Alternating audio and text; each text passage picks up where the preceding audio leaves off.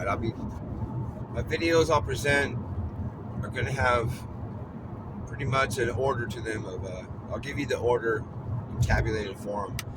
The first thing I noticed was the clear sphere in the world. The second thing I noticed was the still image of darkness in front of me and light above my head up to the right, up to the left. The third thing I noticed was the great white sphere. Now there's a lot to it. The fourth thing I noticed was the dark center of the great white sphere and my acceleration towards it. The fifth thing I noticed was my centripetal accelerations through darkness.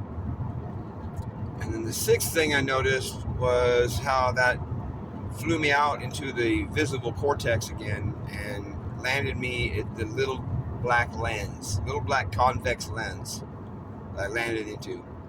The seventh thing I noticed was being way back in the darkness behind where I was in the second image of the light and darkness. I was way behind it, with my eyes looking as far as I could look to a point, and that point was where I was before, apparently. And the eighth thing I noticed was the blue accelerations in the black segments that fell from it, which made the ninth thing the black horizon on the right-hand side of my visual field, from my lateral to medial. From the very edge of the sphere to the center of the sphere was a line made of these black segments that blue accelerations took me through. The 10th thing I noticed was the sixth segment wasn't there, and I started moving. Instead of me accelerating through blue lights and seeing the blackness fall in front of me, I was going across I was moving through a circular motion like along a plane, going from the 6 o'clock to the 9 o'clock position. And while this thing happened underneath me, all 5 segments formed into one piece. The dark horizon on the right visual field had gotten closer to me each time and then disappeared altogether. And moving into the 9 o'clock position, I saw the rolling ball of blue lightning underneath me, way far underneath, with the straight line of tubes of light forming images feeding into it. As the ball rolled underneath me, I moved along that final stretch of the 6 o'clock to 9 o'clock circular motion on the plane, which I was always looking forward. My face was always forward, even though I was moving around in circular motion.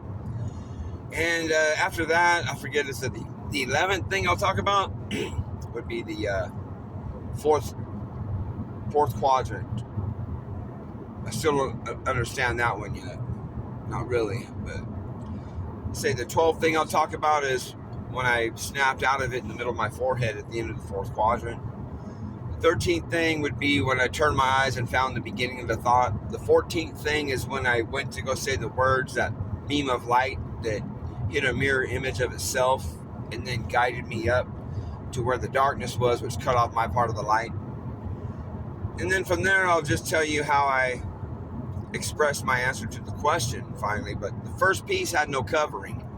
And the first segment was also in the third quadrant. The first piece, it was the tube of light that didn't form a sphere. But I'll get to all that. I'll describe all the details of it. And there were 2 visions that happened while I expressed my answer to the question through each segment. They happened at the end of the second and the fourth segments, where I got taken under and was able to see the thought from underneath, like a spherical form, like a ball. And the first segment, when I expressed it, I talk about the prosodic implementation of the brain, how it got there, versus what the brain does when it has a covering. Anyways, that'll be my video right there.